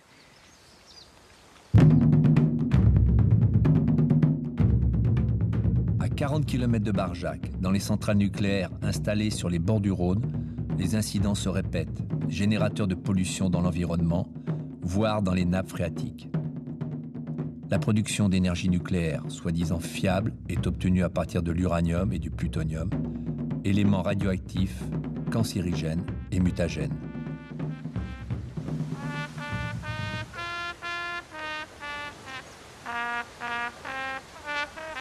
Après, le problème, ça va être où est-ce qu'on trouve des terres en bio, hein, parce qu'autour de ça, ici, ça va pas être facile. Hein. Je sais pas si c'est considéré. Oui. On ne pourrait pas faire en sorte que tous les terrains qui soient au niveau des rivières ou des points d'eau, ils ne peuvent pas les revendre à des producteurs en bio. Le problème en France, Solène, c'est qu'on ne sait pas faire de la prévention. On ne sait faire que du curatif. On sait traiter qu'une fois qu'on a eu des problèmes. Orphée, regarde le dessin là-bas. Qui c'est ce petit garçon? Ah bah ça, c'est extraordinaire ce dessin. C'est toi là, c'est Hermès de Fan, t'as 2 morts dessus. Bah non, c'est pas toi. Hein. Toi, t'es dans la nature, t'es pas là, toi. Ça, je sais pas qui c'est. Demande à Eric, il doit savoir. Il joue avec l'eau, tu vois, c'est l'eau, la terre. Je sais pas qui c'est, mais c'est une image commerciale, ça aussi. Ça. C'est comment on vend du nucléaire, on dessine des enfants dessus, on dessine des enfants dessus. Et puis on leur dit que c'est la nature, c'est la vie et tout ça. Tu vois. Mais nulle part on te dit que c'est une centrale nucléaire et ce que ça fait ni quoi que ce soit. En fait, voilà. Et, on sait communiquer à travers des dessins, mais. Ils auraient fait une tête de mort dessus, c'était aussi bien, quoi. C'est vrai que le dessin n'est pas adapté. Hein. Non. Non. Le problème, c'est que ça produit des déchets et qu'actuellement, on ne sait pas ce qu'on va faire de ces déchets-là.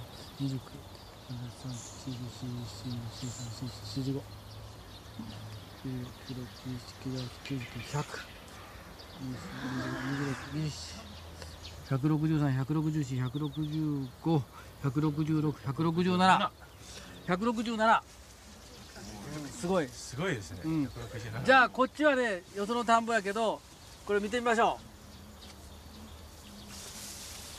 う、高さがねさっきはここまであったよね、これここまでしかないね、30センチ差が30センチまでいかんからまあ25、6センチありますね、重数がどうかというと102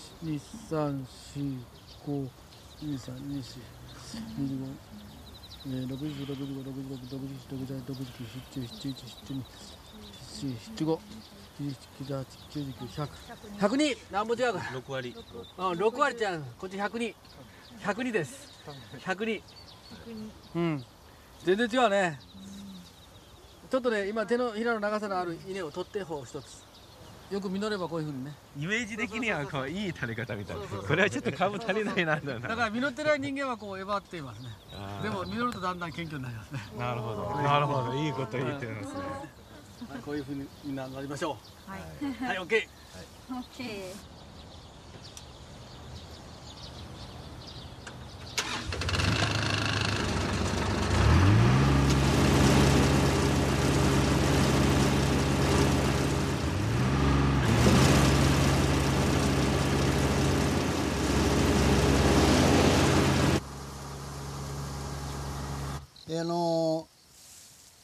こう途中ぐらい掴んでで根っこぐっと刈ります。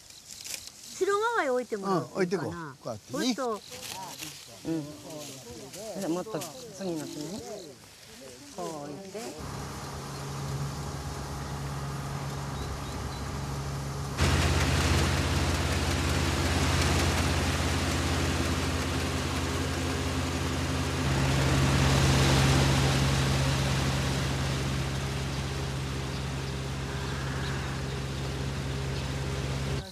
4つ目から違えてまたここ離れこうもうちょっとこっち刈るかな、もう一か一株買ってきて、小さいの買ってもたんやろ、ここへへし折るか、へし折って入れる。上手3本持ってあ、できた。押し込むんだ。このこっちの方が足らんかったんや、ここ押し込む時はちょっと持ってきて。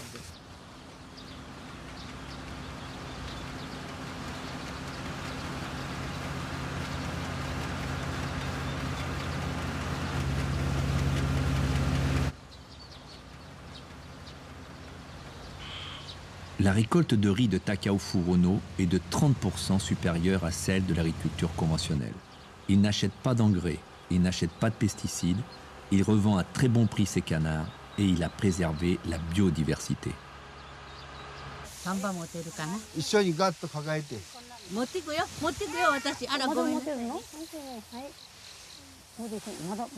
Cette moisson du riz à Ikeda a pour moi un goût amer.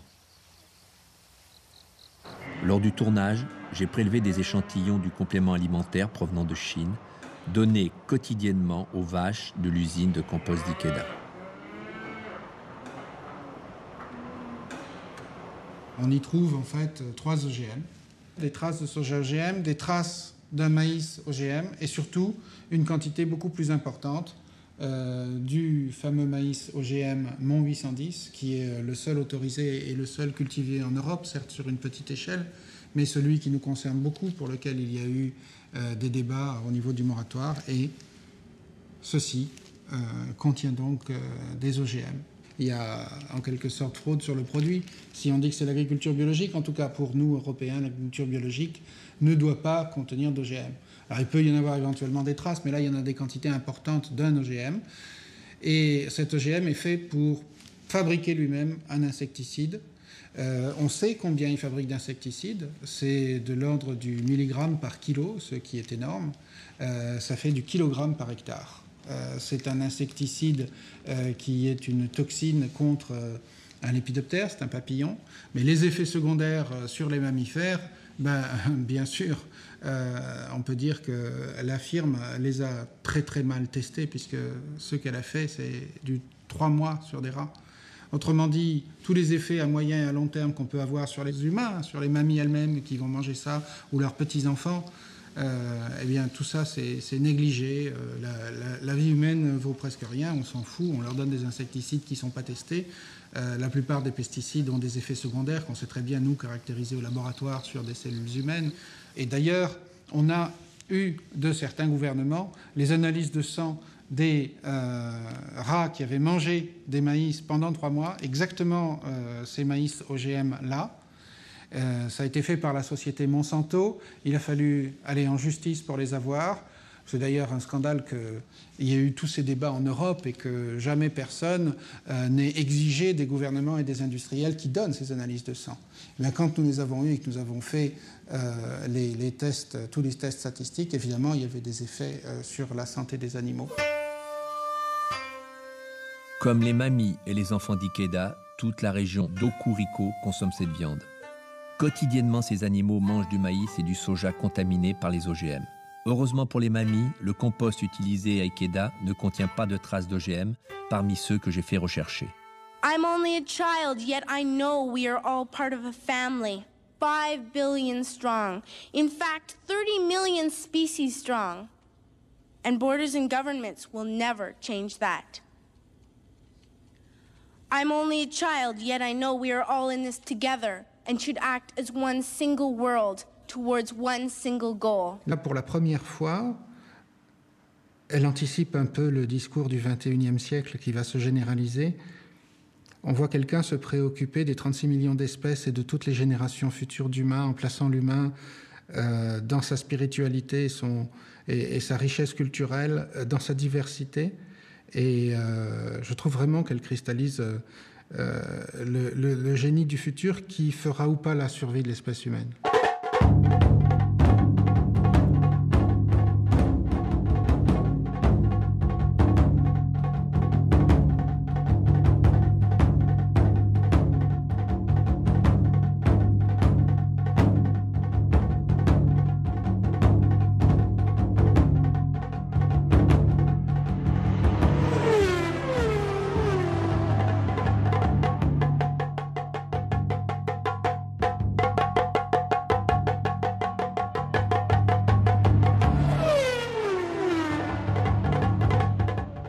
Hectares de terres agricoles, juste au-dessus d'une nappe phréatique qui alimente une grande partie des Parisiens, vont être livrés au béton, au bitume, dans une orgie de pétrole. Ce circuit, pour moi, c'est un peu une bêtise absolue. Et c'est vrai qu'à côté d'un terrain biologique, ça passe pas du tout.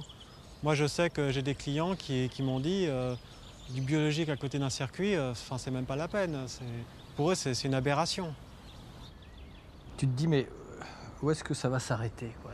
C'est surtout désespérant de se dire que parmi nos élites et parmi des hommes et des femmes parfois très intelligents, il y a quand même des angles morts, il y a une espèce d'inertie culturelle crasse, quoi. J'entends bien que j'ai rien contre la Formule 1 et ce qui m'ennuie, c'est quand on ne change pas en fonction des nouveaux paramètres et des nouveaux facteurs. Parce qu'aujourd'hui, on a créé une civilisation hors sol. Les gens sont confinés dans du hors-sol, c'est-à-dire qu'ils sont loin des réalités auxquelles ils doivent la vie. Et comme ils sont déconnectés des réalités qui doivent la vie, ils n'ont plus du tout cette sensibilité à la vie. La Formule 1 représente une espèce d'hymne permanent à la vitesse, auquel on a tous cédé, qui est une forme d'addiction dont on doit se libérer pour un certain nombre de raisons. C'est aussi quelque part une promotion de la débauche énergétique. Et dans le même temps, c'est une amplification d'un phénomène qui est probablement le phénomène le plus dangereux qu'on subit, qui est le changement climatique avec une augmentation des émissions de gaz à effet de serre. Autant de raisons qui rendent ce projet de sacrifier ces terres à potentiel agricole pour un projet dont on pourra toujours me démontrer qu'il va créer quelques emplois, etc. Mais enfin, l'agriculture biologique, au passage, ça peut en créer tout autant. Et à chaque fois que je vois cette mince couche, pas toi je vais l'expliquer, mais enfin c'est quand même bien de le rappeler, de terre végétale, de terre arable, cédée comme ça au béton, à l'urbanisation, je me dis mais qu'est-ce qu'il faudra pour qu'on se rende compte que ce miracle de la vie sur Terre qui tient à la fois au-dessus de nos têtes à une toute petite pellicule qu'on appelle l'atmosphère, qui est ridiculement petite si on la porte en distance horizontale, et à une minuscule, et ça évidemment tu le sais 100 fois mieux que moi, de petites couches de terre arable, parce qu'à la limite tout ce qui est en dessous ne sert pas à grand chose, c'est simplement un support, et qu'on est en train de, voilà, à vitesse grand V, de compromettre tout ça. Et là on atteint, pour moi c'est presque de la provocation dans le contexte et dans la matrice de complexité dans laquelle on est. Qu'est-ce qui se passe sur la planète? C'est qu'il y a une espèce de hold-up légalisé sur les biens qui devraient être considérés comme des biens inaliénables parce que des biens vitaux auxquels nous devons, nous, la vie et auxquels les générations futures devraient voir la vie. Alors ça veut dire qu'il faut qu'il y ait une éthique dans la politique. Aujourd'hui, il n'y a pas d'éthique dans la politique, il n'y a que l'argent. Et aujourd'hui, est-ce que l'humanité va atteindre une élévation de conscience suffisante pour véritablement devenir intelligente? Si elle ne devient pas intelligente, elle va se détruire. Je ne souhaite pas personnellement que nous allions vers une société d'ascétisme et de privation. J'espère qu'on trouvera un bon équilibre et qu'il y aura encore un petit peu de place parfois pour le superflu, comme disait le poète, qui parfois peut être une chose bien nécessaire. Mais crois-moi, effectivement, il y a de la main. Mais pour qu'on arrive à cette réflexion-là, il faut nous libérer d'abord de cet esprit d'exclusivité que l'homme a, et il faut se libérer de cette civilisation exclusivement matérialiste. On peut acheter tout ce que l'on voudra, qui aura l'air d'être des palliatifs au bonheur, mais la joie de vivre profonde, c'est-à-dire me sentir joyeux, me sentir relié, me sentir profondément appartenant à la vie, etc., ça ne s'achète pas. Donc du coup, on est dans l'ambiguïté. Quand on repense à cette petite qui s'exprimait au sommet de Rio, qui maintenant elle-même a peur pour ses propres enfants, et on voit bien que tout se détermine maintenant, oui. Et que c'est tous ces enfants à venir ou qui viennent de voir le jour, qu'on va précipiter dans un monde dont on les aura privés d'une boîte à outils. Nicolas, la seule question qu'il faut se poser, et tu la poses très bien, c'est allons-nous vivre ou mourir? C'est pas autre chose. Si on échoue là-dessus, enfin si ceux qui se battent contre échouent là-dessus, ça veut dire qu'on échouera sur des choses évidemment beaucoup plus complexes et importantes. De là, on pourrait sortir de quoi alimenter des quantités de population. Or, on va vers la problématique ville-campagne avec des pénuries urbaines qui risquent d'être gravissimes. C'est l'opportunité d'utiliser ces terres nourricières. Et en tant que terres nourricières, on ne doit pas les consacrer à autre chose. Et on n'a pas le droit de les détruire. C'est un crime contre l'humanité. Moi, je mâche mes mots. J'espère que ça passera, qu'on laissera ça. C'est un crime contre l'humanité que de détruire du vivant qui doit servir aux vivants. Sans compter les autres créatures, évidemment, comme le message de la petite fille, il faut intégrer aussi les autres créatures. On n'a pas le droit de les dominer, de les éliminer, etc., etc. Donc moi, je ne peux absolument pas souscrire à ça et j'espère que l'échec de ce projet.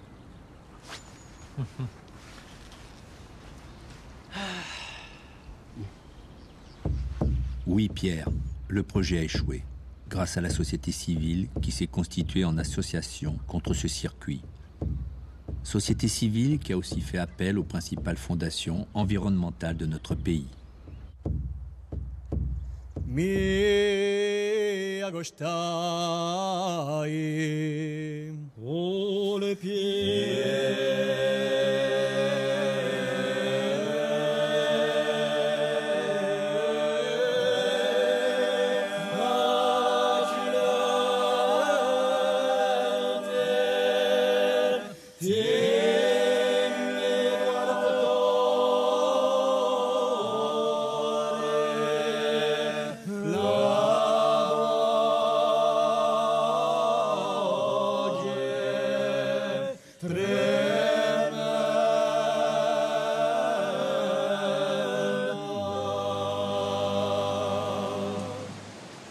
Sapiato bella, io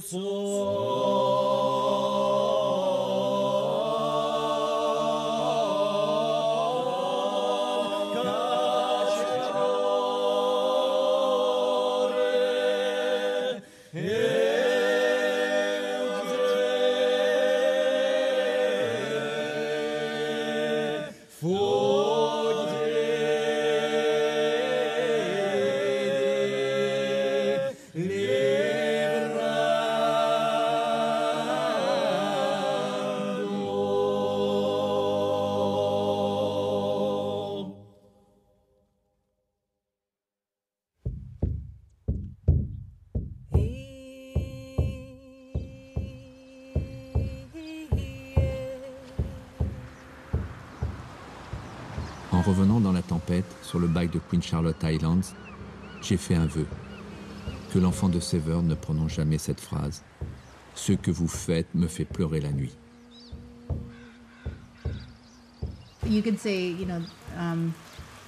they're collaborating with the global climate change movement in collaboration with the International Day of Action, and you could just say that, and you could clip the fact that it's happening the day after our LA event. Okay. Yeah, see you soon. Okay. Okay. Bye.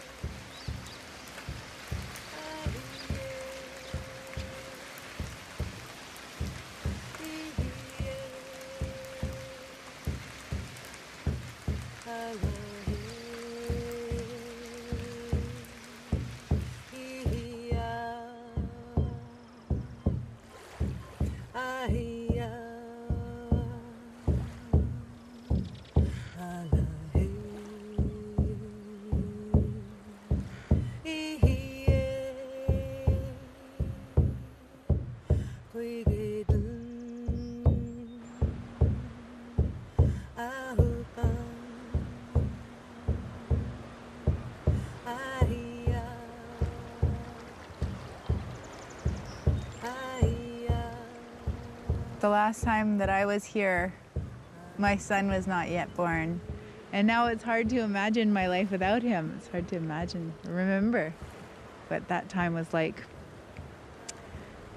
And more and more every day, I become more and more in awe of parents. I had no idea. how much work, how much effort, how much love parents put into their children. Mothers especially, I had no idea, and I'm just absolutely blown away. And my message to parents, mothers, fathers everywhere, I think would be that we must continue to make the future a better place for our children. It's a lot of work, but now I know that parents know that what's worthwhile does take a lot of effort. It takes a lot of work, but it is so worthwhile. You grown-ups say you love us, but I challenge you, please, make your actions reflect your words. Please, make your actions reflect those words. We